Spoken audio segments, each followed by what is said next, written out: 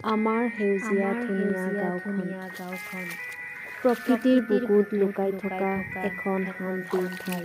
সৰু সৰু খাল বিলত মাছ পোৱাৰ আনন্দ, ধাননি পথাৰ, বাঁহনিৰ সুৰ, পক্ষীৰ মিঠা মাত, এইবোৰেই আমাৰ গাঁওখনক আৰু মৰমীয়াল কৰি তোলে।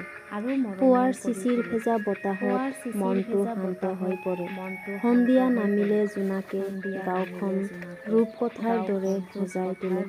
চহৰৰ কোলাহলত নোপোৱা সেই শান্তি আৰু আপোন ভাৱ। হ'ব পাৰে চহৰৰ পোহৰ বহুত উজ্জ্বল, কিন্তু গাঁওখনৰ সূৰ্যোদয়ৰ মুহূৰ্ত আৰু চন্দ্ৰ-জোনৰ পোহৰৰ শান্তিৰ সম্পূৰ্ণ বেলেগ।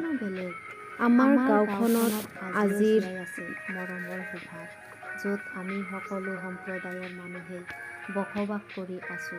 ইয়াত নাই কোনো হিন্দু মুছলিমৰ প্ৰতিবাদ, আছে মাথো মৰম আৰু ভালপোৱা। আমাৰ গাঁওখনত থকা প্ৰতিটো ঘৰ, প্ৰতিজন মানুহৰেই যেন একোটা পৃথক সৌন্দৰ্য। কাৰোবাৰ হাঁহিত মিঠা মৰম লুকাই থাকে, কাৰোবাৰ কথাত আন্তৰিকতা। সকলোৰে মিলিত স্নেহ, সহায় আৰু একতাই আমাৰ গাঁওখনক আৰু অধিক ধুনীয়া কৰি তোলে।